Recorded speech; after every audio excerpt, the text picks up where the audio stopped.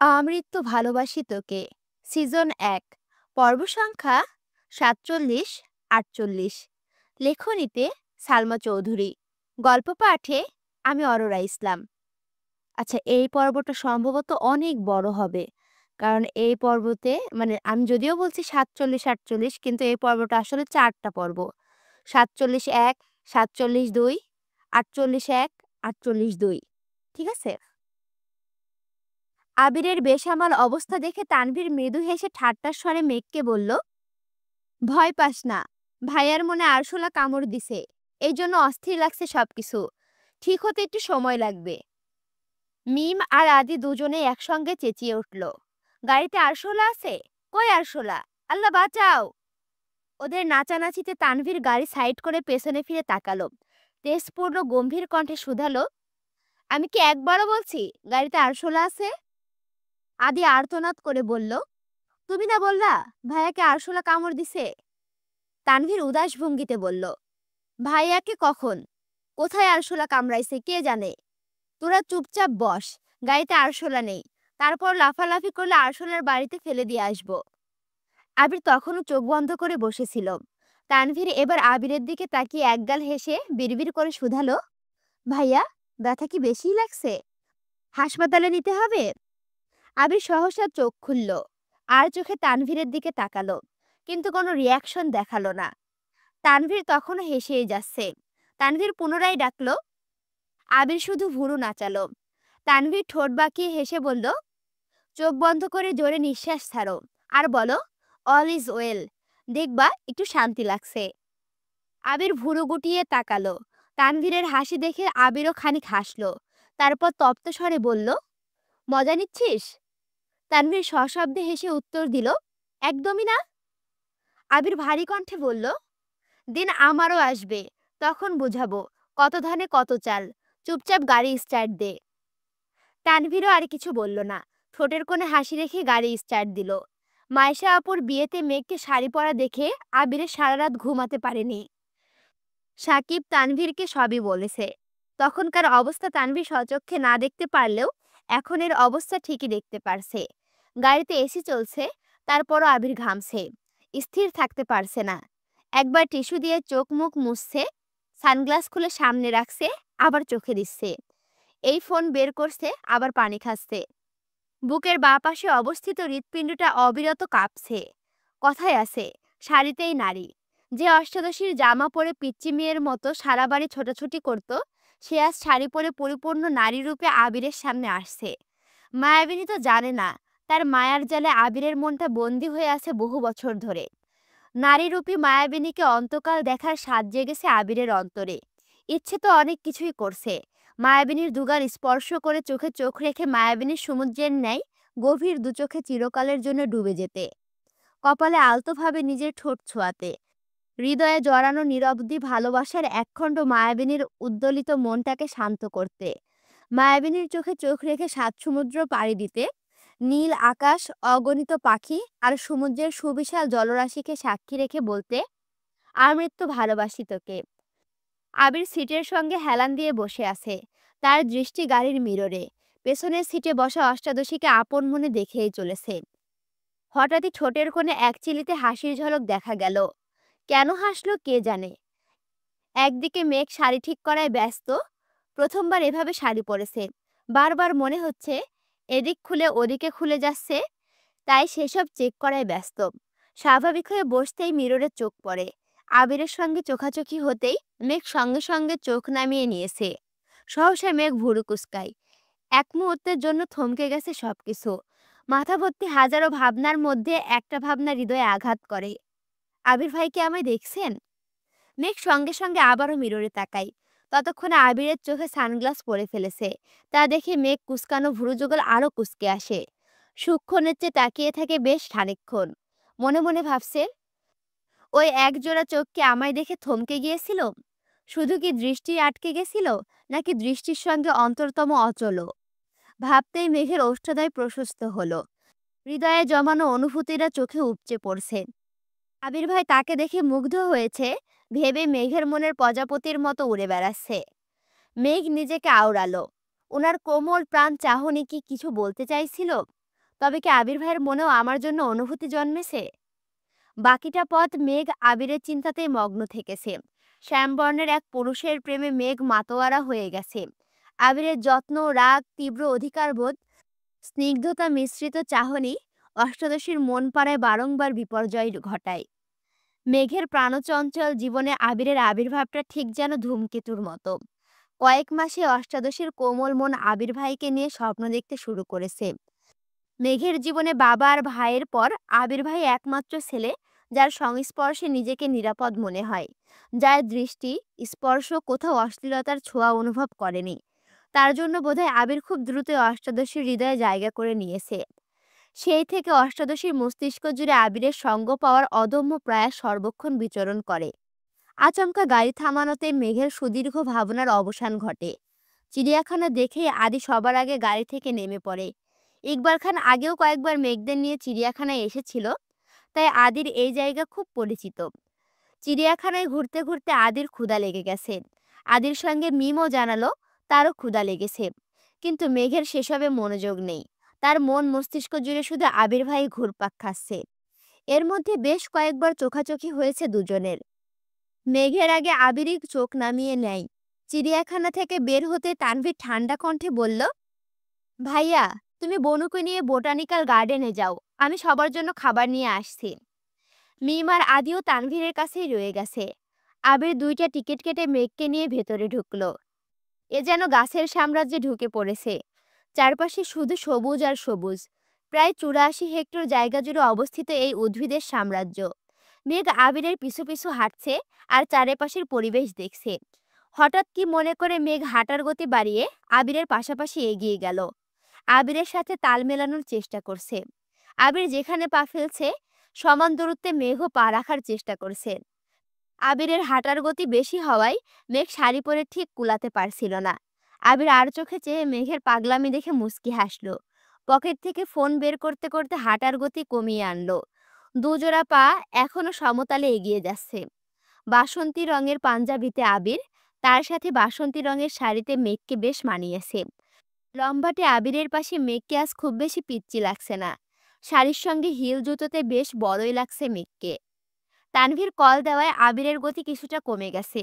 মেঘ সামনে চলে গেছে। পাশ দিয়ে ৩-৪টা ছেলে যাচ্ছিল।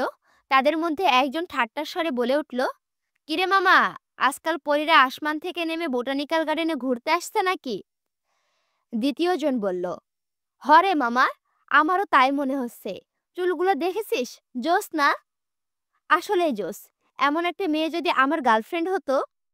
আচমকা ছেলেগুলোর মুখ বন্ধ হয়ে গেছে। মেঘ আবিরের দিকে তাকাতেই দেখলো আবির ফোন চাপছে। মেঘ ঘাড় ঘুরিয়ে আবারও ছেলেগুলোর দিকে তাকালো। ততক্ষণে ছেলেগুলো মাথা নিচু করে চলে যাচ্ছে। মেঘ আবিরের অভিমুখে চেয়ে আছে। আবির ফোন থেকে চোখ তুলে মেঘের চোখে চোখ পড়ে। আবির ভুরু নাচাতে মেঘ কপাল কুঁচকে প্রশ্ন করলো, আপনি ছেলেগুলোকে কিছুই বললেন না কেন? আজ কিছু বলার মুড নেই। মেঘ উদ্বিগ্ন কণ্ঠে শুধালো, এত পরিবর্তন কিভাবে সম্ভব? আবির ঠোঁট বাঁকিয়ে হাসলো। মৃদুস্বরে বলল, ফাল্গুনের প্রথম দিন। আমি আমাকে সময় দিতে এসেছি। এসব ছেলেদের সাথে কথা বাড়িয়ে নিজের অবস্থান নষ্ট করতে চায় না। তাই বলে কিছুই বললেন না? তুই কি চাস, এখন ওই ছেলেগুলোকে ধরে পিটাই? তাহলে তোর শান্তি লাগবে? মেঘ গাল ফুলিয়ে বলল, জানি না। মেঘের মনে অভিমান জমেছে।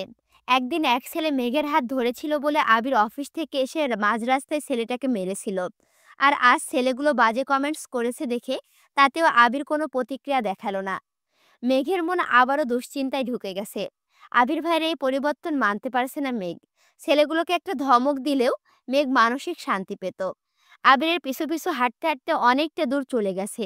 অকস্মাৎ মেঘের নজরে পড়ে সামনের গাছের নিচে একটা কাপড় বসে আছে। মেঘ আবিরের মনোভাব বোঝার জন্য ওইদিকে দেখিয়ে বলল, জায়গাটা অনেক সুন্দর না? মেঘের দৃষ্টি অনুসরণ করে আবিরও সেই দিকে তাকিয়েছে। কাপড়টাকে দেখে আর চোখে মেঘের দিকে তাকালো। মেঘ খুব মনোযোগ সহকারে কাপড়টাকে দেখছে।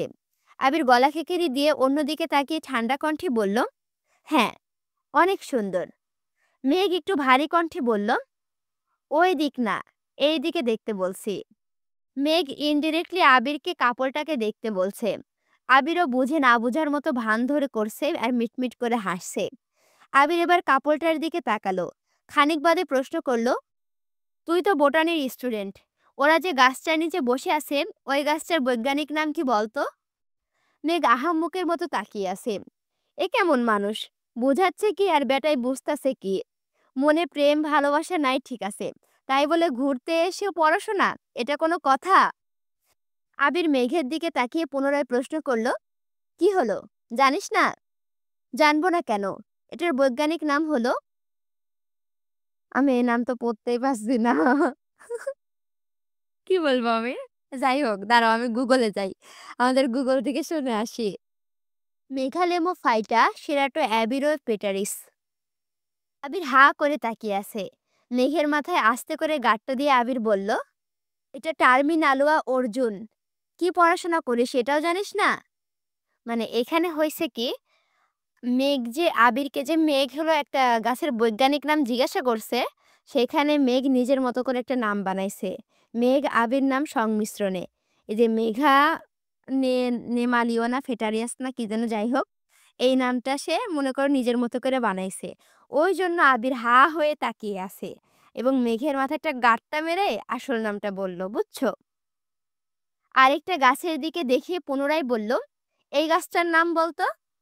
মেঘ ফোঁস করে শ্বাস ছেড়ে রাগে স্বরে বলল, বোটানিতে পড়ি বলে যেখানে যাই সেখানেই যাই শুধু বৈজ্ঞানিক নাম ধরতে হবে?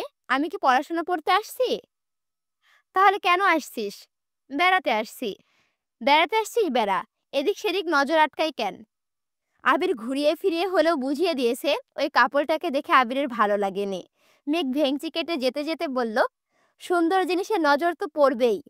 আবির সেদিকে তাকিয়ে ধীর কণ্ঠে বলল, আমার চোখে যেমন তুই ব্যতীত সব মেয়েরাই কুৎসিত, তেমন কাপল হিসেবে আমি আর আমার স্প্যারো ব্যতীত সবাই অসুন্দর।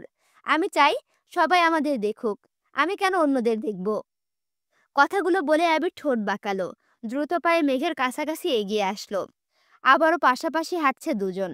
আবির একটু পরপর আর চোখে মেঘকে দেখছে। সামনে যেতে তানভীরদের সঙ্গে দেখা হলো। আবির তানভীরকে দেখে শান্ত স্বরে বলল, ভাবছিলাম তোর বোনের মাথাটা ঠিক আছে, এখন দেখি আরো বড় তার ছিঁড়া। কেন, কি হয়েছে? নির্দ্বিধায় বৈজ্ঞানিক নাম বানিয়ে বলে পাগলের লক্ষণ। আল্লাহ, নির্দ্বিধায় বৈজ্ঞানিক নাম বানিয়ে বলে পাগলের লক্ষণ, এটা তো ভালো কথা। আমার বোন কত ট্যালেন্ট দেখছো? আবির হেসে বলল, তোর বোনের ট্যালেন্ট দেখে আমি শিহরিত। আবির আর তানভীর দুজনে সশব্দে হাসছে। মেঘ মিমের হাত ধরে ঘুরছে, সুন্দর জায়গা দেখে ছবি তুলছে। আদি ওদের সামনে হাঁটছে আর খাচ্ছে। ঘন্টা দুই ঘোরা শেষে গেট থেকে বের হয়ে কিছুটা সামনে আসতে তিনটা ছেলে ছুটে আসে।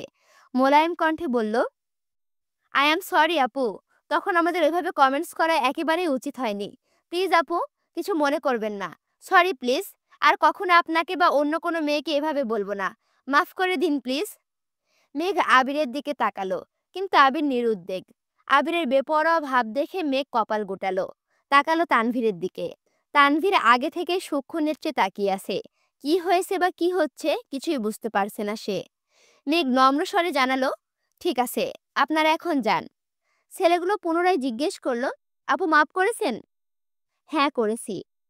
ছেলেগুলো চলে গেছে। তানভীর আবিরকে ইশারায় জিজ্ঞেস করলো, সমস্যা কি? আবিরও ইশারাতে বোঝালো, তেমন কিছু না। মেঘ সন্দেহ দৃষ্টিতে আবিরকে দেখছে। আবির মেঘের দিকে না তাকিয়ে তানভীরকে বলল, তুই ওদের নিয়ে ঘুরে আয়, আমি মেঘকে নিয়ে এক জায়গায় যাব। তানভীর ভুরু উঁচিয়ে চোখ বড় করে তাকালো। আবিরের নিরেট দৃষ্টি দেখে তানভীর এগিয়ে গিয়ে গাড়িতে বসলো। মিম আর আদিকে নিয়ে গাড়ি স্টার্ট দিল। মেঘ তখন আবিরের দিকে তাকিয়ে আছে। আবির এবার সরাসরি মেঘের মুখের দিকে তাকালো। মেঘের কপালে কয়েক স্তর ভাঁজ, ভুরু কুঁচকানো, তীক্ষ্ণ দৃষ্টিতে তাকিয়ে আছে। নাকের ডগা ক্রমশই ফুলছে, গাল ফুলিয়ে জোরে জোরে নিঃশ্বাস ছাড়ছে। আবির গলার স্বর কিছুটা উঁচু করে বলল, এভাবে তাকিয়ে আছিস কেন? আমার কি লজ্জা লাগে না? মেঘ শ্বাস ছেড়ে ধীর কণ্ঠে শুধালো, ছেলেগুলো আমায় সরি বলল কেন? আমি কি জানি? মেঘের রাগ চোখে মুখে ভেসে উঠেছে। রাগান্বিত কণ্ঠে বলল, আপনি সত্যিই কিছু জানেন না? আবির নিচের ঠোঁট কামড়ে এক আঙুলে মেঘের নাকের ডগার আলতোভাবে স্পর্শ করল। যাই বল, রাগলে তোকে সেই লাগে, পুরাই অগ্নিকন্যা। সারাক্ষণ এভাবেই ঘুরবি, তাহলে কোনো ছেলে বাজে কমেন্ট তো করবে না, তারপর আবার এসে সরিও বলতে হবে না। আবির এগিয়ে গিয়ে একটা রিক্সা ঠিক করলো, হাতের ইশারায় মেঘকে ডাকলো। আবির রিক্সা থেকে হাত বাড়ালো। মেঘ এক হাতে শাড়ির কুচি ধরে অন্য হাতে আবিরের হাত শক্ত করে ধরে রিক্সাতে উঠে বসলো। আবির মেঘের দিকে ঝুঁকে শাড়ির আঁচল টেনে মেঘের মাথায় দিয়ে দিয়েছে, যেন বাতাসে চুল এলোমেলো না হয়। মেঘ অবাক চোখে সেই দৃশ্য দেখছে। রিক্সা চলতে শুরু করেছে। আবির খানিকক্ষণ পর পরই মেঘের দিকে ঝুঁকে দেখে কোনো কিছু গাড়ির চাকায় আটকায় কিনা। আবির যতবার কাছে আসে, আবিরের গায়ের গন্ধে মেঘের ছোট্ট দেহটা ততবারই কম্পিত হয়। কিছু দূর যাওয়ার পর একটা ফুলের দোকান দেখে আবির রিক্সা থামিয়ে সেখান থেকে তাজা ফুলের একটা মুকুট কিনেছে, সাথে দু হাতের জন্য তাজা ফুলের ব্রেসলেট। আশেপাশে ফুলের সুগন্ধ ছড়াচ্ছে। আবির নিজের হাতে মেঘকে সেসব পরিয়ে দিয়েছে। মেঘ আজ নির্বাক, কথা বলতে একদমই ইচ্ছে করছে না। আবির ভাইয়ের সঙ্গে এক রিক্সাতে পাশাপাশি বসে আছে, এতেই তার খুশির সীমা নেই। তার উপর আবিরের যত্ন বারংবার অভিভূত হচ্ছে। নতুন করে নতুনভাবে প্রেমে পড়তে ইচ্ছে করছে। কোথায় যাচ্ছে, কেন যাচ্ছে, কোনো কিছু জিজ্ঞেস করার ইচ্ছে নেই তার। আর একটু সামনে এগিয়ে মিষ্টির দোকানের থেকে মিষ্টি কিনেছে। মেঘ তখনও নির্বাক ছিল। আবির ভাই আজ যেখানে নিয়ে যাবে, অষ্টাদশী সেখানেই যাবে, কোনো প্রশ্ন করবে না। যেই কথা সেই কাজ। রিক্সা থেকে নেমে একটু হেঁটে একটা বাসায় ঢুকলো। মেঘ কিছুটা দূরে দাঁড়ানো। কলিং বেল চাপতেই কিছুক্ষণের মধ্যে দরজা খুলে দিল।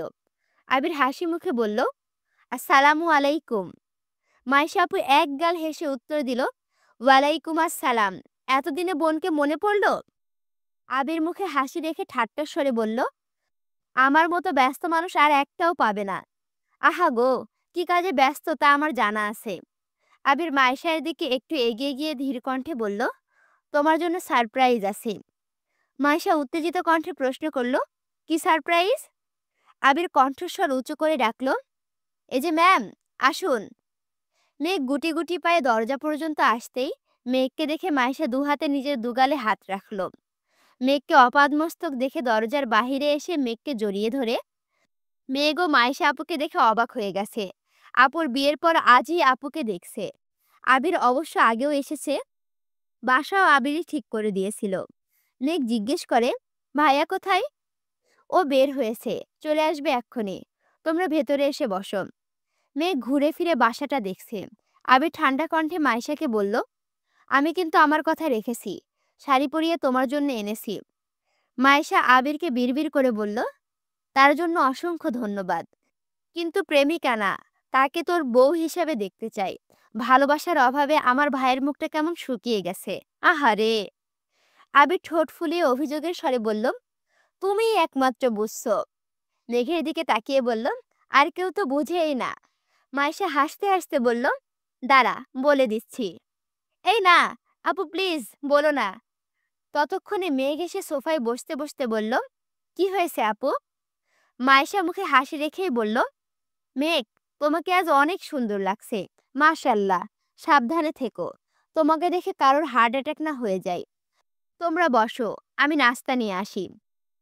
একটু পরে মাইশা আপুর হাজবেন্ড বাসায় আসছেন। কিছুক্ষণ আড্ডা দিয়ে নাস্তা করে আবির মেঘকে নিয়ে বের হবে। মাইশা মেইন গেট পর্যন্ত এগিয়ে এসে উচ্চস্বরে বলল, আবির, মেঘের শাড়ির কুচিগুলো ঠিক করে দে। মেঘ আর আবির দুজনে অবাক চোখে মাইশার দিকে তাকালো। মাইশা স্বাভাবিক কণ্ঠে পুনরায় বলল, কি হলো, ঠিক করে দে। মাইশার কথা মতো আবির হাঁটু গেড়ে বসে আস্তে ধীরে কুচিগুলো ঠিক করে দিচ্ছে। মেঘ বিপুল চোখে তাকিয়ে সেই দৃশ্য দেখছে। হাত পা কাঁপছে মেঘের। আবির দাঁড়াতেই মাইশা আবিরকে ডাকলো। আবির কাছে যেতেই মাইশা হেসে বলল, শুধু ভালোবাসলেই হবে না ভাই, যত্নশীল হতে হবে। আবির মুচকি হেসে বলল, বিয়েটা করিয়ে দাও। যত্ন কি, কাকে বলে, কত প্রকার, বিস্তারিত দেখতে পারবা। আসছি। আবির মেঘকে নিয়ে বাসার উদ্দেশ্যে রওনা দিয়েছে। অন্যদিকে তানভীর, মিম আর আদিকে নিয়ে ঘুরতে ঘুরতে বন্যাদের বাসার দিকে আসছে। আবিরের চোখে প্রেমানুভূতি দেখে তানভীরেরও খুব ইচ্ছে করছিল বন্যাকে দেখতে, কিন্তু হুটহাট বন্যাকে কল দেওয়াটা নিজের কাছেই খারাপ লাগে। ছোট বোনের বান্ধবীকে কল দিয়ে কি বলবে, সেটা বোনের কান পর্যন্ত কিভাবে পৌঁছাবে তা ভেবে কল করার সাহস পায় না। তানভীর ধীর গতিতে গাড়ি চালাচ্ছে আর আশেপাশে তাকাচ্ছে। আখিজোড়া অনবরত তাকেই খুঁজছে। মিম শুধালো, ভাইয়া, আমরা এদিকে কেন আসছি? আমাদের বাসা তো এদিকে না।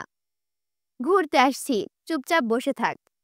কিছুটা এগিয়ে যেতেই হঠাৎই চোখ পড়ল হলুদ সালোয়ার কামিজ পরনে একজনের দিকে। মাথায় সাদা ওড়না, ঠোঁটে হালকা লিপস্টিক, আপন মনে ঝালমুড়ি খাচ্ছে। শিওর হওয়ার জন্য একটু এগিয়ে গেল। গাড়ি থামালো বর্ণার কাছাকাছি এসে। গাড়ির হর্নের শব্দে বর্ণা ঘাড় ঘুরিয়ে তাকাতে তানভীরের হৃদয়ে ছুরির ন্যায় কিছু ঢুকার মতো অনুভূতি হলো। বর্ণার দু চোখে গাঢ় করে কাজল দেওয়া, বাসন্তী রঙের জামা আর সাদা ওড়নাতে অসম্ভব সুন্দর লাগছে বর্ণাকে। তানভীরের দৃষ্টি সরছেই না। ভেতর থেকে মিম বর্ণাকে দেখেই বলে উঠল, ভাই, দেখো বন্যা আপু। এতেই তানভীরের হুঁশ ফিরে। মিম আর আদি যে তানভীরের সাথে ছিল এটা তানভীরের মনেই ছিল না। তানভীর শান্ত স্বরে বলল, তোরা বস, আমি আসছি। তানভীর বের হয়ে একটু সামনে এগিয়ে গেল। বন্যা মৃদু হেসে প্রশ্ন করল, আপনি এখানে? এমনিতেই আসলাম। বন্যা নিজের হাতে ঝালমুড়ির দিকে তাকিয়ে আবারও তানভীরকে দেখে আস্তে করে বলল, ঝালমুড়ি খাবেন? না, খাও তুমি। কয়েক মুহূর্ত নিস্তব্ধতায় কাটিয়ে তানভীর শুধালো, বাসা থেকে এত দূর ঝালমুড়ি খেতে আসছো? বন্যা এবার একটু শব্দ করে হাসল। এপাশ ওপাশ মাথা নেড়ে বলল, না, ঘুরতে বের হয়েছিলাম। আপু আর ভাই একটু সামনে গেছে, তাই আমি ঝালমুড়ি খাচ্ছিলাম। বন্যা ঘাড় ঘুরাতে ঠোঁটজোড়া আরো প্রশস্ত হলো। স্বাভাবিক কণ্ঠে বলল, ওই তো আপুরা চলে আসছে। উনারা আসতে বন্যা বোনের সঙ্গে পরিচয় করিয়ে দিল। যদিও তানভীর আগে থেকেই বন্যাদের বাসায় গিয়েছিল, কিন্তু তখন বড় অপুর সাথে দেখা হয়নি। তানভীর কিছুটা থতমত খেয়ে গিয়েছে, তবুও স্বাভাবিক থাকার চেষ্টা করছে। তানভীর সহজ স্বরে বলল, আসসালামু আলাইকুম আপু, কেমন আছেন? আলহামদুলিল্লাহ ভালো। আপনি কেমন আছেন? আলহামদুলিল্লাহ ভালো। আমি মেঘের বড় ভাই। চিনতে পারছি। আপনার কথা অনেক শুনি। আপনি নাকি খুব রাগী? তানভীরের মুখে হাসি মুহূর্তেই গায়েব হয়ে গেছে। কি বলবে বুঝে উঠতে পারছে না। বর্ণার আপু পুনরায় প্রশ্ন করলেন, তা আমাদের এই দিকে কি মনে করে, ঘুরতে নাকি এমনিতেই? তানভীর ঢোক গিলে শান্ত কণ্ঠে বলল, ভাই বোনদের নিয়ে ঘুরতে বেরিয়েছিলাম, ভাবলাম এদিকেও ঘুরে যাই। বন্যা উত্তেজিত কণ্ঠে প্রশ্ন করল, মেঘ আসছে? তানভীর মৃদু হেসে বলল, না, বনু আসেনি। মিম আর আদি গাড়িতে আছে। বন্যা তটস্থ হয়ে বলল, আগে বলবেন না কেন? আপু, তোমরা কথা বলো, আমি দেখা করে আসি। বন্যার বড় বোন হাসি মুখে বলল, ভাই বোনদের নিয়ে আসছেন, রাস্তায় কত ঘুরবেন, বাসায় চলুন। না আপু, অন্য কোনো দিন আসবো। বন্যা, মিম আর আদি গল্প করছে, ঝালমুড়ি কিনে দিয়েছে। তাদের থেকে বিদায় নিয়ে তানভীর বাসার উদ্দেশ্যে রওনা দিল। বাসার গলি পর্যন্ত এসে গাড়ি থামালো। ততক্ষণে আবির মেঘকে নিয়ে চলে আসছে। তানভীর গলিতে ওদের নামিয়ে দিয়েছে। তিন ভাই বোন গল্প করতে করতে যাচ্ছে। আবির ভাই মেঘের মাথার মুকুট কিনে দিয়েছে, সেটা দেখে মিম মেঘের কাছে আবদার করেছে তাকেও যেন এনে দেয়। তারপর বন্যার সঙ্গে দেখা হয়েছে সেই কথাও বলেছে। বাসায় ফিরে কিছুক্ষণ পরে তানভীর বন্যার নাম্বারে কল দিল। আজ প্রথমবারই কল রিসিভ হলো। তানভীর গম্ভীর কণ্ঠে প্রশ্ন করল, কি করতেছ? তেমন কিছু না। কেন? হাত কাটছো কিভাবে? বন্যা আতকে উঠে নিজের হাতের দিকে তাকাই। তানভীর সন্ধ্যার দিকে হাতের অবস্থা দেখেছে। আপু চলে আসায় হাতের কাটার কথাটা জিজ্ঞেস করতে পারেনি। বন্যা জিভ দিয়ে নিচের ঠোঁট ভিজিয়ে উদ্বিগ্ন কণ্ঠে বলল, দা লেগে কেটে গেছিল। তানভীর রাগী স্বরে বলল, দা লেগে হাত কাটে কিভাবে? কাজটা করার সময় মনোযোগ কোথায় থাকে? বন্যা মৃদু হেসে বলল, বেশি কাটেনি। তা তো ব্যান্ডেজ দেখেই বোঝা যাচ্ছে। ওষুধ খেয়েও ঠিক মতো। রাখছি। এদিকে মেঘ ঘন্টাখানেক পর আবিরের জন্য এক কাপ কফি নিয়ে আস্তে আস্তে আবিরের রুমে ঢুকেছে। আবির চোখ বন্ধ করে বিছানার পাশে হেলান দিয়ে বসে আছে। মেঘ খুব সপ্তপর্ণে কাপটা টেবিলের ওপরে রাখলো। কয়েক সেকেন্ড আবিরকে দেখলো। বলতেই চাইলো কফিটা খাওয়ার জন্য, কিন্তু কেন জানি গলা দিয়ে কথা বের হচ্ছে না। মেঘ চলে যাওয়ার জন্য পা বাড়াতে নিলে আবির সুস্থির কণ্ঠে ডাকলো, মেঘ। অমনি মেঘের পদযুগল স্তব্ধ হয়ে গেছে। পা বাড়াতে চেয়েও পারাতে পারছে না। মুখ ফুটে কিছু বলতে পারছে না। আবির অত্যন্ত ধীর কণ্ঠে বলল, মাথাটা খুব ব্যথা করছে, কিছু মনে না করলে একটু টিপে দিবি প্লিজ? আবিরের কণ্ঠ অনেক ভার, কথাগুলো অনেক কষ্টে বলেছে। মেঘ ঢোক গিলে আস্তে করে গলা খেকেড়ে দিয়ে বলল, আপনার জন্য কফি নিয়ে আসছিলাম। এই ব্যথা কফিতে কমবার নয়। মেঘ এগিয়ে এসে আবিরের মাথার পেছনে দাঁড়িয়ে আলতোভাবে চুলে স্পর্শ করে। আবির চোখ বন্ধ করে বসে আছে। একবারের জন্য তাকিয়ে দেখছে না। আবিরের মাথায় হাত বুলাতে বুলাতে মেঘ ডাকলো, আবির ভাই। হুম। আপনার কি হয়েছে? কি নিয়ে এত টেনশন করছেন? ভাবছি আগামীকাল ফুপির সাথে বাসার মানুষদের দেখা করাবো, কিন্তু কিভাবে কি করব কিছুই ভেবে পাচ্ছি না। বাসার মানুষদের রাজি করানোর উপায় পাচ্ছি না, তাই খুব টেনশন হচ্ছে। মেঘ খানিক ভেবে বলল, আমি কি কোনোভাবে আপনাকে সাহায্য করতে পারি? না, তোকে আমি কোনো কিছুতে জড়াতে চাই না। তোর কোনো কিছু করতে হবে না। কেন? ফুপি কি আপনার একার নাকি? ফুপিকে বাসায় ফেরানোর দায়িত্ব একা আপনার না, এই দায়িত্ব আমারও। আমার মাথায় একটা প্ল্যান আছে, বলি? বল। মেঘ আবিরের কানের কাছে বিড়বিড় করে সব প্ল্যান জানালো। তা শুনে আবির তপ্ত স্বরে বলল, আমি বললাম তো, তোকে আমি এই ঘটনায় জড়াতে চাই না। কেন বুঝতে চাচ্ছিস না? কিছু হবে না আমার। আপনিই তো বলেন আমি এই বাড়ির রাজকন্যা। রাজকন্যার কথা কে অমান্য করবে শুনি? আবির মলিন হাসল, পুনরায় গম্ভীর কণ্ঠে বলল, তোকে কিছু করতে হবে না। আমি বড় আব্বু আর আব্বুকে রাজি করাতে পারবো। আপনি এত ভয় পাবেন না। আবির প্রখর তপ্ত স্বরে জানালো, রাজকন্যার ওপর অনাকাঙ্ক্ষিত আক্রমণ বা সামান্যতম আচরও আমি সহ্য করতে পারবো না। রাজকন্যার কিছু হবে না জনাব, আমি এখন রাজি করিয়ে আসছি। এই শুন, পরে শুনবো। রাজকন্যার এখন গুরুদায়িত্ব পালন করতে যাচ্ছে। 47.1 এই পর্বটা এখানে শেষ হইল। এবার 47.2 এ যাচ্ছি, বুঝছো? আবির আবারও মেঘকে ডাকে। ততক্ষণে মেঘ রুম থেকে বেরিয়ে পড়েছে। মাথা ব্যথা, ভয়, মেঘের চিন্তায় আবিরের মনটা খুঁতখুত করছে, অস্থির লাগছে। আবির যে নিজের সর্বশক্তি দিয়ে মেঘকে সর্বক্ষণ আগলে রাখে, তা কি অষ্টাদশী জানে? মেঘকে অতি সামান্য কারণেও কেউ ধমক দিলে আবিরের পায়ের রক্ত মাথায় উঠে যায়। এ অবস্থায় নিজেকে নিয়ন্ত্রণ করা সম্ভব না বলে মেঘকে আগে থেকে সাবধানে রাখে। মেঘের সারা শব্দ নেই। আবির বুঝতে পারে মেঘকে থামানো সম্ভব না। গত 2 রাত নির্ঘুম কাটিয়েছে। প্রচণ্ড মাথা ব্যথা সত্ত্বেও আবির উঠে বেলকনিতে আসলো। ততক্ষণে মেঘ নিচে চলে গেছে। সোফায় বসে আলী আহমদ খান আর মোজাম্মেল খান কিছু কাগজপত্র দেখছিলেন। আবির ওপর থেকে স্থির দৃষ্টিতে বাবা, চাচা আর মেঘকে দেখছে। ভেতরটা ভয়ে কাঁপছে। আবির ছোট্ট থাকাকালীন আলী আহমদ খান কয়েকবার আবিরকে নিয়ে ঘুরতে গিয়েছিলেন। তারপর থেকে আজ অবধি পরিবার নিয়ে কোথাও যাননি তিনি। মেঘ নিমরা কোথাও ঘুরতে চাইলে ইকবাল খান নিয়ে যান। কখনো বাড়ির 3 বউ একসঙ্গে শপিংয়ে যান, কখনো 3 ভাই একসঙ্গে অফিসে বা অন্য কোথাও যান। আবার কখনো বাড়ির 3 রাজপুত্র 2 রাজকন্যা একসঙ্গে ঘুরতে যায়। কিন্তু সকলে একসঙ্গে আজ পর্যন্ত কোথাও যায়নি। ফুপির জন্য মেঘ আজ রিস্ক নিয়ে আব্বু বড় আব্বুকে রাজি করাতে নিচে আসছে। কিভাবে কি বলবে বুঝতে না পেরে রান্নাঘরে ছুটে গেল। রান্নাঘরে মালিহা খান চা করতেছিলেন। মেঘ উত্তেজিত কণ্ঠে বলল, বড়ম্মু, দাও তো, আজ আমি চা করব। তুই পারবি না মা, হাত পুড়িয়ে ফেলবি। মোটেই না। তোমরা সবাই আমাকে এত ছোট মনে করো কেন? আমি কত বড় হয়ে গেছি দেখছো না? তুই বড় হয়ে গেছিস? অবশ্যই হয়েছি। আগামী মাসের 19 বছরে পা দিতে যাচ্ছি। মাশাল্লাহ, বিয়ের বয়স তো হয়েই গেছে। জামাই দেখতে হবে তাহলে। মেঘ লজ্জায় বড় আম্মুর আঁচল দিয়ে নিজের মুখ ঢেকে ফেলল। মনে মনে বলল, জামাই ফিক্সড।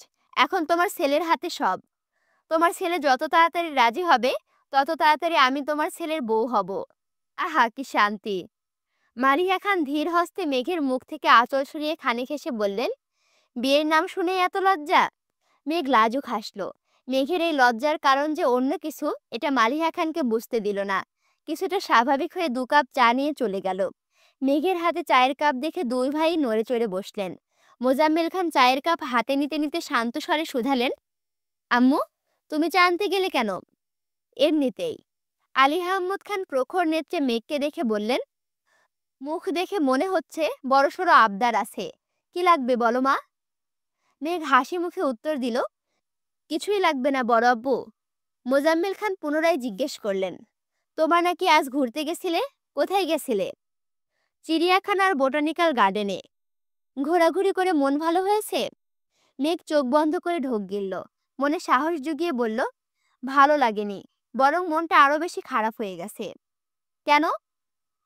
ভয়ে মেঘের বুক কাঁপছে। আব্বু বা বড় আব্বু ধমক না দিয়ে বসেন। দীর্ঘশ্বাস ছেড়ে মেঘ বলে উঠল, সবাই সবার আব্বু আম্মু সহ পুরো পরিবার নিয়ে ঘুরতে আসছিল।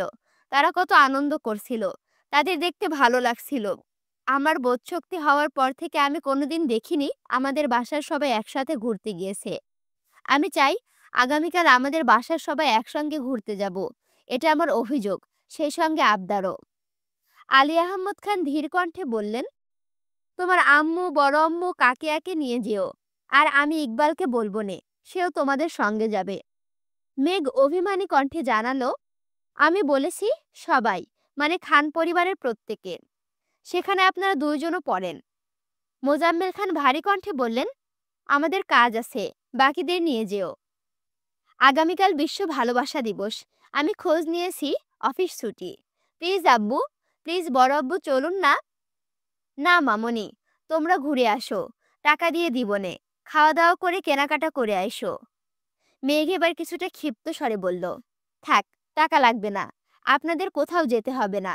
আমি কত আশা নিয়ে আসছিলাম সবাই একসঙ্গে ঘুরতে যাব, কত ভালো লাগবে। সত্যি বলতে আপনারা আমায় ভালোই বাসেন না, শুধু মুখেই বলেন। এভাবে বলছো কেন মা? আচ্ছা ঠিক আছে, তোমার আব্বুও সাথে যাবে, তবুও মন খারাপ করো না। মেঘ অত্যন্ত গুরুতর কণ্ঠে বলল, বললাম তো, কাউকে যেতে হবে না। আপনারা আপনাদের ব্যবসা কাজ নিয়ে ব্যস্ত থাকুন, আমাদের ভালোবাসার প্রয়োজন নেই। এরপর থেকে আমাকেও লক্ষ্মী মেয়ে সম্বোধন করবেন না। আপনাদেরকে বিরক্ত করার জন্য দুঃখিত। আপনারা আপনাদের কাজ করুন।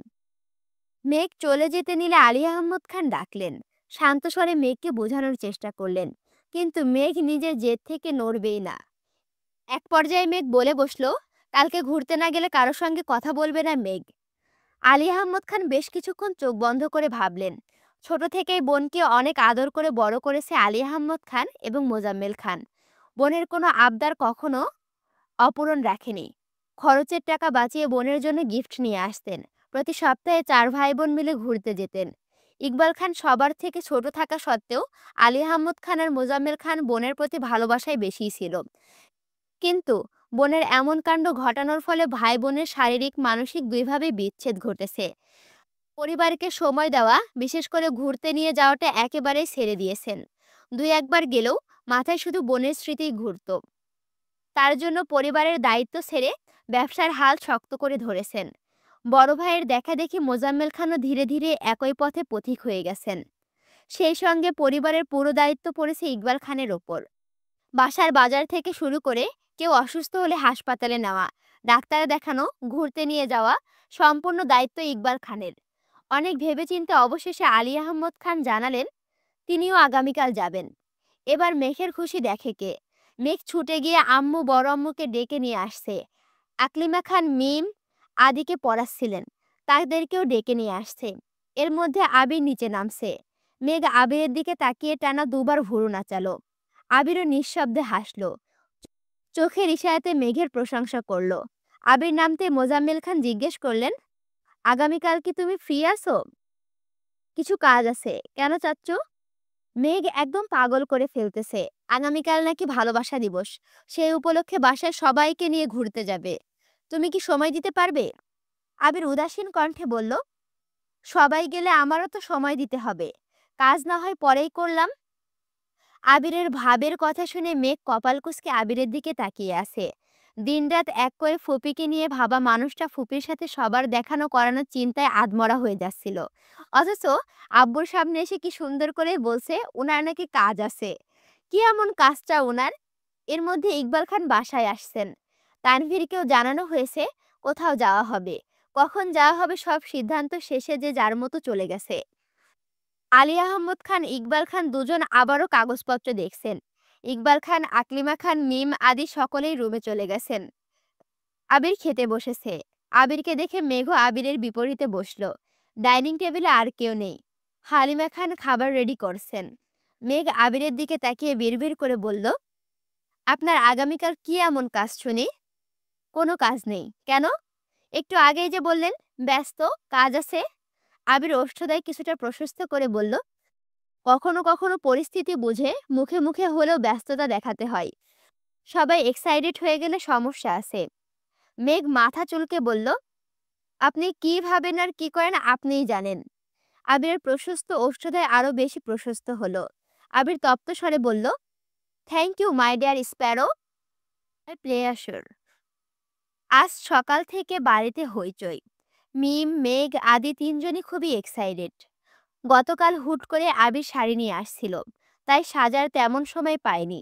আজ মেঘ সকাল সকাল চুলে শ্যাম্পু করে অনেকটা সময় নিয়ে শাওয়ার নিয়েছে। ভেজা চুল ছেড়ে সারা বাড়ি ঘুরছে।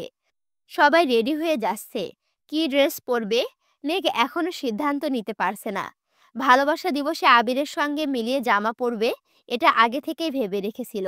কিন্তু সারাদিন যাবৎ আবিরের কোনো হদিশ নেই। সে সকালে বেরিয়েছে, এখনো আসছে না। সবার বলাবলিতে মেঘও রেডি হতে চলে গেছে। মেঘ লাল রঙের একটা গ্রাউন্ড পরেছে, চুলগুলো বেনি করে সামনের দিকে রেখেছে। এক হাতে ঘড়ি, আরেক হাতে আবিরের দেওয়া কাচের চুড়ি থেকে এক সেট লাল রঙের চুড়ি পরেছে। আজ কানে বড় দুল দিয়েছে, ঠোঁটে লাল টকটকে লিপস্টিক, চোখে আইলাইনারের সাথে হালকা করে দেওয়া কাজল।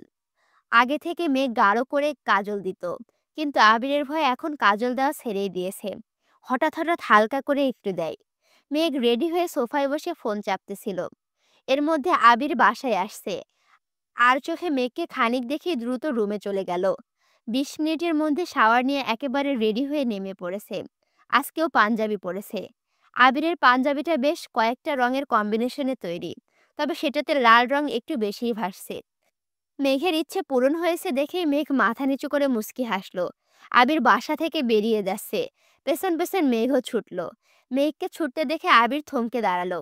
মেঘ কাছে আসতে শান্ত স্বরে বলল, ওখানে একদম শান্ত থাকবি।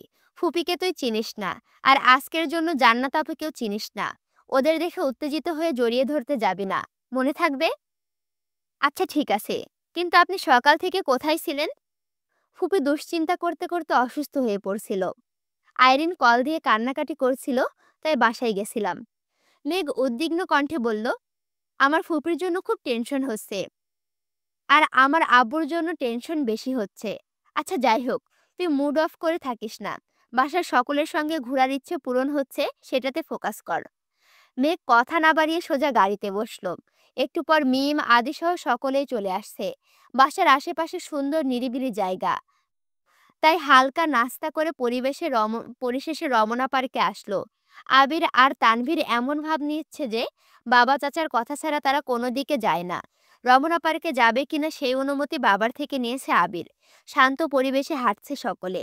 মেঘের কথা মাথায় রেখে আলী আহমদ খান নিজেই মিম মেঘদের ঘুরিয়ে ঘুরিয়ে দেখাচ্ছেন, এটা সেটা গল্প করছেন।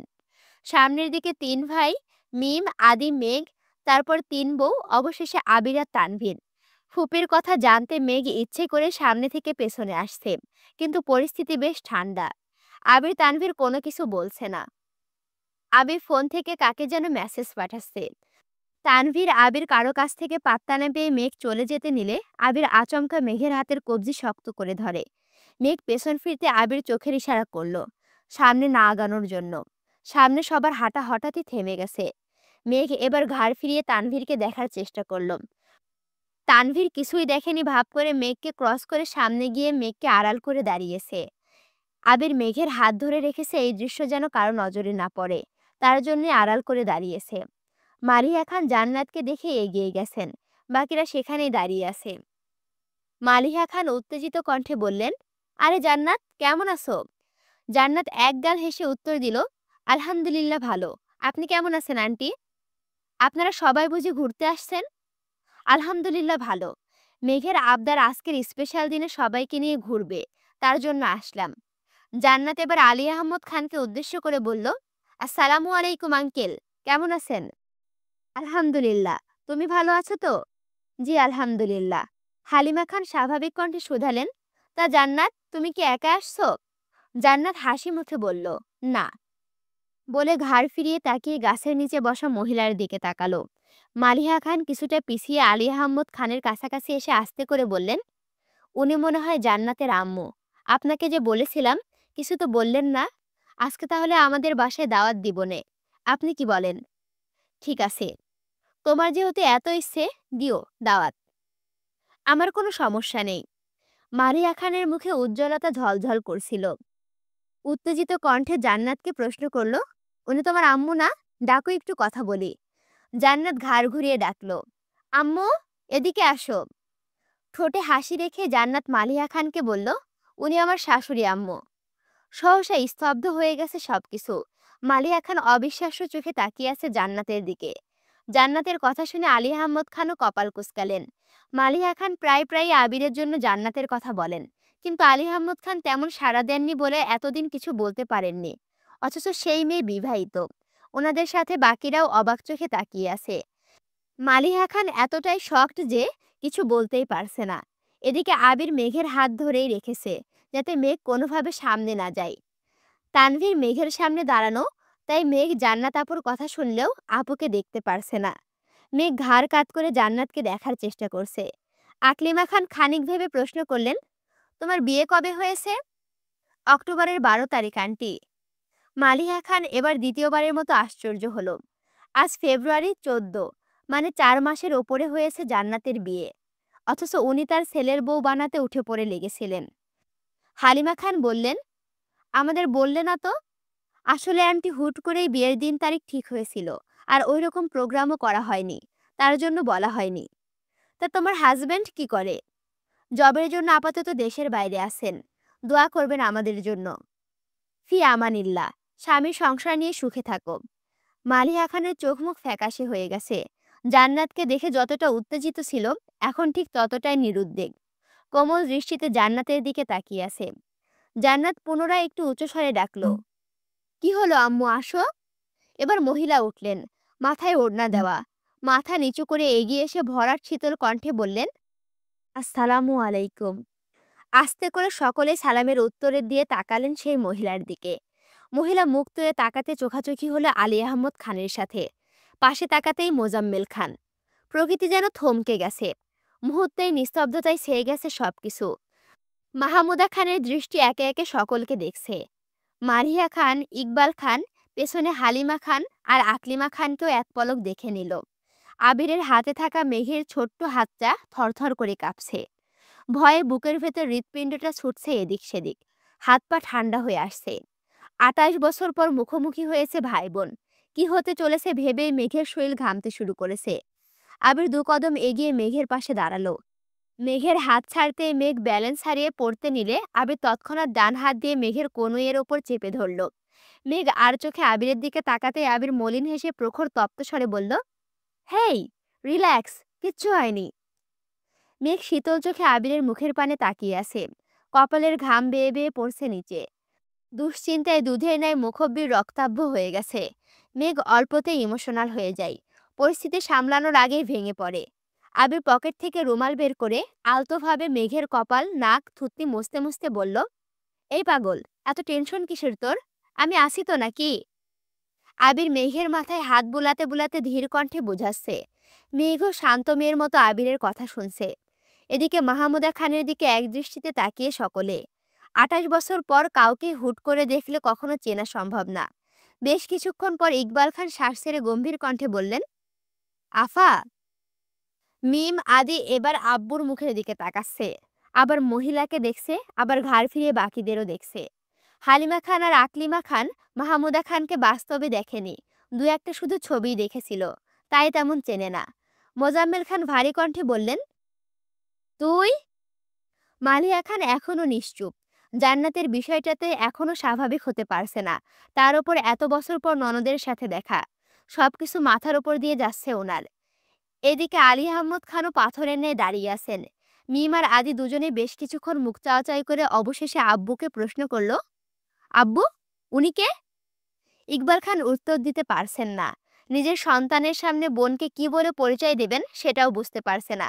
ইকবাল খান অসহায়ের মতো তাকিয়ে আছে মোজাম্মেল খানের দিকে। মিম একবার প্রশ্ন করে থেমে গেলেও আদি বারবার প্রশ্ন করেই যাচ্ছে। কেউ কোনো উত্তর দিচ্ছে না। দীর্ঘ সময় নীরবতা ভেঙে মাহমুদা খান জিজ্ঞেস করলেন, কেমন আছো ভাইজান? একমাত্র বোনের মুখে ভাইজান ডাক শুনে আলী আহমদ খানের বুকটা কেঁপে উঠল। ঢোক গিলে উষ্ণ স্বরে বললেন, আলহামদুলিল্লাহ। স্নিগ্ধ শীতল পরিবেশ।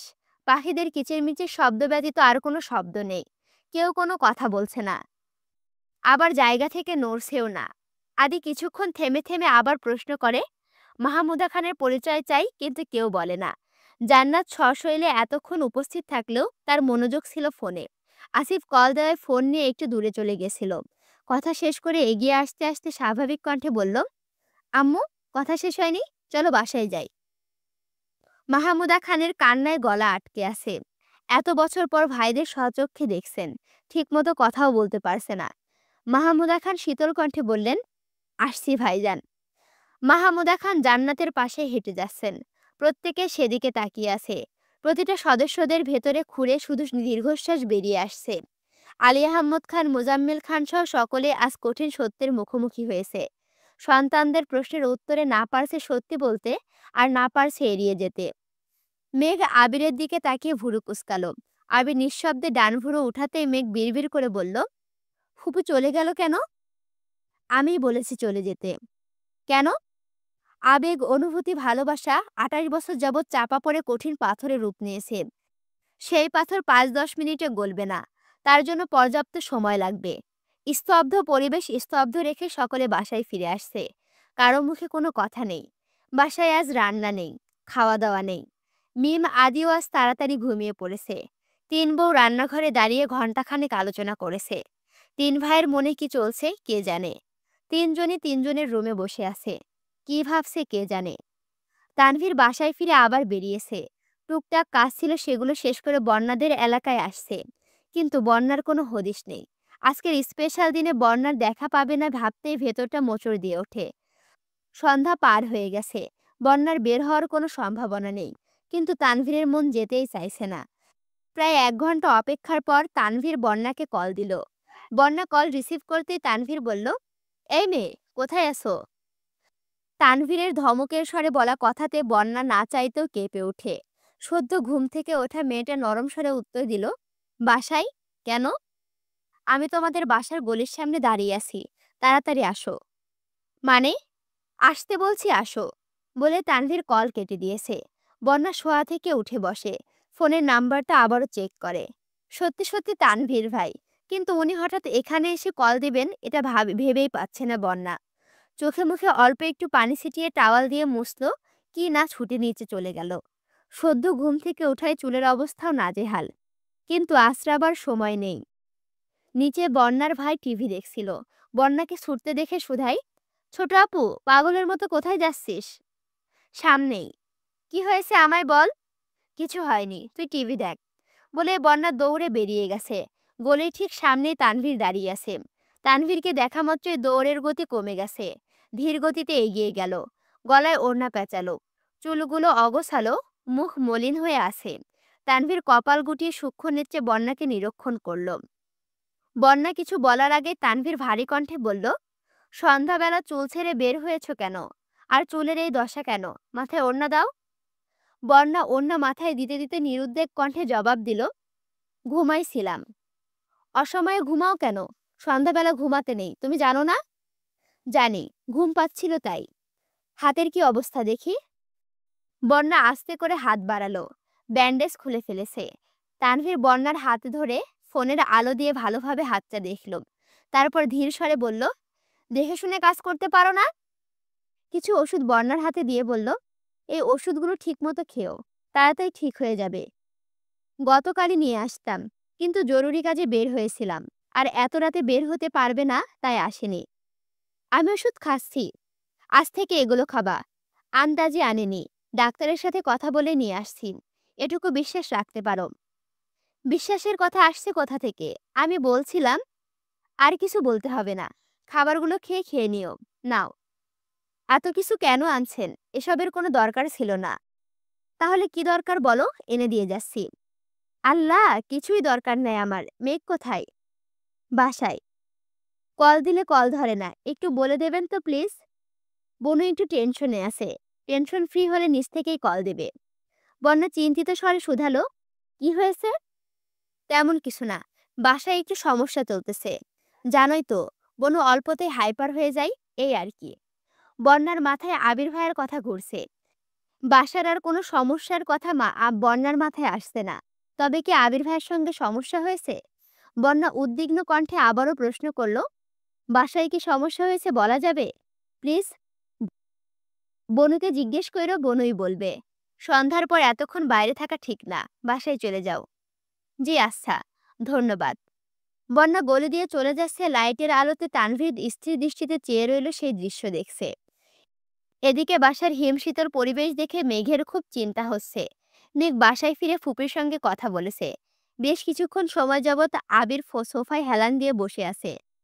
ড্রয়িং রুমে আর কেউ নেই। মেঘ বেলকনি থেকে দেখে আবিরকে দেখে নিচে আসলো। আবিরের চোখ বন্ধ দেখে মেঘ মৃদুভাবে ডাকলো, আবির ভাই। আবির চোখ মেলে আর চোখে তাকালো, কিছু বলল না। মেঘ আবারও বলল, এখানে বসে আছেন কেন?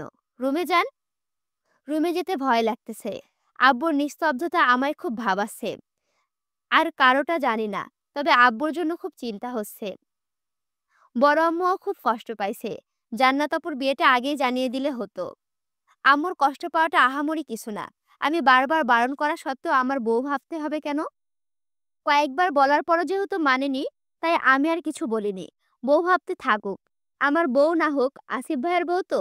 আমি যেটা চাইছিলাম ওটা হয়নি। কি চাইছিলেন? তানভীরকে দিয়ে জান্নাতকে আনাইছি।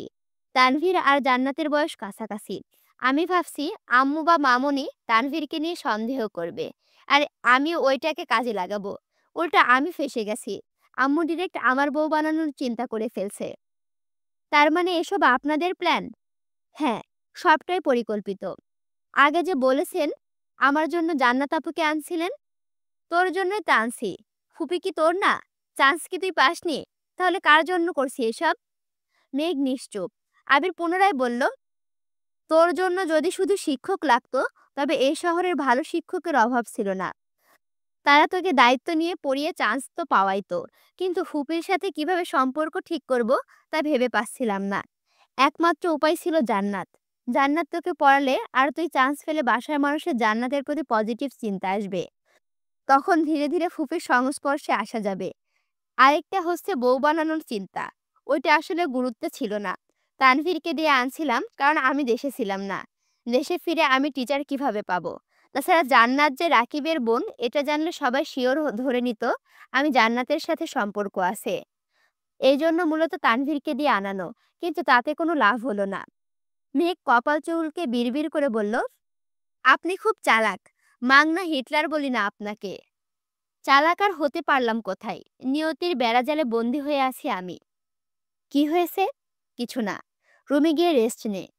মেঘ রুমে এসে টেবিলের ওপরে মাথা রেখে চোখ বন্ধ করে শুয়ে আছে। 20-25 মিনিট পর আবির দরজায় আসলো। ঠান্ডা কণ্ঠে বলল, আসবো? মেঘ মাথা তুলতেই দেখলো আবির। মৃদু হেসে বলল, আসুন। আবির হাতে নুডলসের বাটি নিয়ে রুমে ঢুকলো। মেঘের টেবিলে নুডলসের বাটি রেখে বলল, রাতে রান্না করেনি, এটা খেয়ে নে। নুডলস আপনি রান্না করেছেন? হ্যাঁ। আপনি নুডলসও রান্না করতে পারেন? জি ম্যাডাম। আর কি কি পারেন? কি খেতে চান বলুন শুধু। বাহ, এত কনফিডেন্স। হুম। মেঘ মায়াবী দৃষ্টিতে আবিরকে দেখছে। আবিরের কণ্ঠে এই হুম শুনলে অষ্টাদশীর কোমল হৃদয়ে ঘূর্ণিঝড় বেড়ে যায়। মাত্র রান্না করে আসায় আবিরের শরীর কিছুটা ঘেমেছে। ঘেমে ভেজা কপালের চুল লেপ্টে আছে। নাকের ডগায় ঘাম চিকচিক করছে। দাড়িগুলোতে চোখ পড়তে অষ্টাদশী ঢোক গিলল। সম্পূর্ণ আবিরে অষ্টাদশীর প্রিয়, তবে আবিরের দাড়ি অষ্টাদশীর ইমোশন। দাড়িতে নজর পড়তেই ছুতে ইচ্ছা করে, আর কোনোভাবে স্পর্শ করলে গা শিউরে ওঠে। আবিরের দাড়ি দেখতে দেখতে আবিরের গালে কিস করার ঘটনা মনে পড়ে গেল। অমনি মেঘ লজ্জায় মাথা নিচু করে ফেলল। আবির মৃদু স্বরে শুধালো, কি হয়েছে? কোনো সমস্যা? আপনি মানুষটা আগাগোড়াই সমস্যা। মায়ের চাদরে আবদ্ধ করে দিক দিয়ে দিন আমার প্রগাঢ় মনকে অনুগ্রহ করে তুলছেন। কি ভাবছিস? তেমন কিছু না। বল শুনি। বলবো। বল। ধমক দিবেন না তো? না, ধমক দিব না। তোর মনে যা যা অজ্ঞাত কথা আছে সব বল, শুনবো আমি। আমি বলতেই মেঘের ফোনে কল বেজে উঠল। মেঘ ফোন হাতে নিতেই দেখলো মিনহাজের কল। আবিরের চোখে মিনহাজ নাম পড়া মাত্রই আবিরের রগে রগে রক্ত সঞ্চালন বেড়ে গেছে। রাগে শরীর গরম হতে শুরু করেছে। চোখ রক্তাভ হয়ে গেছে। মেঘ কল কেটে দিয়েছে, তারপর আবারও কল দিয়েছে। আবির ফ্লোরের দিকে তাকিয়ে রাগ কমানোর চেষ্টা করছে। আজকের স্পেশাল দিনে আবির মেঘকে একটু সময় দিতে পারেনি, তাই ভেবেছিল আজ মেঘের মনে সুপ্ত অনুভূতি জানবে, যতটা সম্ভব মেঘকে আশ্বস্ত করবে। কিন্তু মিনহাজ কল দিয়ে সব ধ্বংস করে দিয়েছে। মিনহাজের দ্বিতীয় কল রিসিভ করলো মেঘ। মিনহাজ আধো আধো কণ্ঠে বলল, বেবি, হ্যাপি ভ্যালেন্টাইন্স ডে। কথা কানে শোনা মাত্রই আবিরের কান দিয়ে গরম বাতাস বের হতে শুরু করেছে। ক্রোধে এক হাতে কপালের দুপাশে চেপে ধরে বসে আছে। বসে থাকতে ইচ্ছে করছে না। বসা থেকে উঠে দীর্ঘ কদম ফেলে রুম থেকে বেরিয়ে গেছে।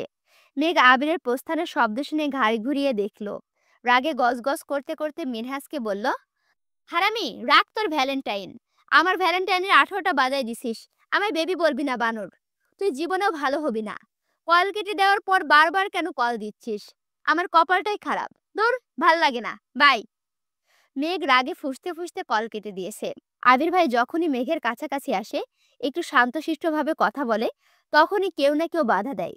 মেঘের মেজাজ চরমে। বন্যা ফোন দিচ্ছে। কল কেটে রাগে ফোন বন্ধ করে রেখে দিয়েছে। এদিকে আবিরের আক্রোশ ক্রমে ক্রমে বাড়ছে। নিজের প্রতি বড্ড রাগ হচ্ছে। আজ মনে হচ্ছে মিনহাজ আর তামিমকে প্রথম দিনই ওয়ার্নিং দেওয়ার দরকার ছিল। তানভীর আর রাকিব এতবার বলার পরও আবির সায় দেয়নি। প্রতিনিয়ত এদের আচরণে নিজে অতিষ্ঠ হয়ে যাচ্ছে। আবির আজ পর্যন্ত মেঘকে ভালোবেসে বেবি ডাকতে পারল না। কোথাকার কোন ছেলে বেবি বলে সম্বোধন করছে। আবির বারান্দার গ্রিলে মাথা রেখে দাঁড়িয়ে আছে। ক্ষণে ক্ষণে রক্ত টকবক করে উঠছে। ঘণ্টাখানেক পর আবির আবারও নিচে আসছে। রাত 12টা নাগাদ সোফাতে শুয়েছিল। 12টার পর রুমে গিয়ে ঘুমিয়েছে। 1 ঘন্টাও হয়নি নিচে চিল্লাচিল্লির শব্দে আবির তাড়াহুড়ো করে ছুটে আসে। মেঘ, তানভীর, ইকবাল খান, মোজাম্মেল খান সকলেই সজাগ হয়ে আছেন। আবিরের আব্বুর শরীর খারাপ লাগছে। মাথা কেমন করছে। শরীর ঘামছে। ইকবাল খান আর মোজাম্মেল খান তারা তড়িঘড়ি করে গাড়ি বের করতে চলে গেছেন। এদিকে মালিহা খানের কান্না বাকি দুজনেও থামাতে পারছে না। হাসপাতালে যেতে চাচ্ছেন। আবির বুঝিয়ে শুনিয়ে মাকে রেখে চলে গেছে। আবির আর তানভীর আলী আহমদ খানকে নিয়ে বের হচ্ছে। এদিকে মেঘ অঝরে কাঁদছে। বড় আব্বুর সঙ্গে ওকে নিতেই হবে। ঘরে মায়ের কান্না থামাতে পারছে না। এদিকে মেঘ মেন গেট পেরিয়ে বাইরে এসে দাঁড়িয়ে কাঁদছে। রাত প্রায় 2টো বাজতেছে। আবির কয়েকবার মেঘকে ভেতরে যেতে বলেছে, কিন্তু মেঘ জায়গা থেকে নড়ছে না। বাধ্য হয়ে আবির এসে মেঘের দু চোখে মুছে গেছে। দুগালে হাত রেখে গুরুতর কণ্ঠে বলল, কান্না করিস না প্লিজ। আব্বুর কিছু হয়নি। মনে হচ্ছে অতিরিক্ত দুশ্চিন্তায় প্রেসার বেড়েছে। তোরা সবাই যদি এভাবে কান্না করিস, আমি কিভাবে সবকিছু সামলাবো বল? তুই আম্মুর কাছে যা প্লিজ। আম্মুকে শান্ত করে ওষুধ খাইয়ে দিস। আর আম্মুর কাছে থাকিস। মেঘ কাঁদো কাঁদো গলায় বলল, ঠিক আছে। এই যে এতক্ষণে যা 47.2 নাম্বার অংশে শেষ হলো। প্রায় 1 ঘন্টার কাছাকাছি একটা পর্বই। তাই ভাবছি আজকের ভিডিওতে একটা পর্বই থাক। কালকের ভিডিওতে আবার আরেকটা পর্ব দিব। তারপরের ভিডিও থেকে আবার 2টা করে পর্ব দিব। না হলে একটা ভিডিও 2 ঘন্টা হলে সেই পর্বটা কেমন জানি বোরিং লাগবে। ভালো হবে না। আশা করি তোমরা ব্যাপারটা বুঝতে পারছো। আর আমার প্রতি প্লিজ তোমরা রাগ ক্ষোভ রেখো না। তোমাদের কথা চিন্তা করে আমি প্রতিদিন 4টা করে ভিডিও রানিং করছি। হিসাবে কিন্তু 6টা করে পর্ব আপলোড দেওয়া হয়। আমৃত্যু ভালোবাসি তোকে এবং অবরুদ্ধ নিশীথ, এই 2টা ভিডিওতে 2টা 4টা করে পর্ব দেওয়া হয় এবং পাশাপাশি হৃদমায়ার প্রেম গাথা এবং চিত্তচিরে চৈত্র মাস, এই 2টা ভিডিও ছাড়া হচ্ছে। এখন এর বেশি যদি ভিডিও ছাড়তে যাই আমি কিন্তু অসুস্থ হয়ে পড়ব। আবারও ভিডিও ছাড়বো, কিন্তু আবার যদি অসুস্থ হই তাহলে আবার 10 দিনের ধাক্কা। ওই 10 দিন কোনো রকম কোনো ভিডিও ছাড়তে পারবো না। তখন পিছাই যাব না আমরা। এই জন্য আস্তে ধীরে আমরা আস্তে আস্তে ভিডিওর পর্ব দিই, ঠিক আছে? আশা করি তোমরা ব্যাপারটা বুঝতে পারছো এবং আমার প্রতি কোনো রাগ ক্ষোভ রেখো না। জানি আমি তোমাদের কাছে বরাবরই অপছন্দের পাঠিকা অরোরা ইসলাম। পাশে আছি তোমাদের। আল্লাহ হাফেজ।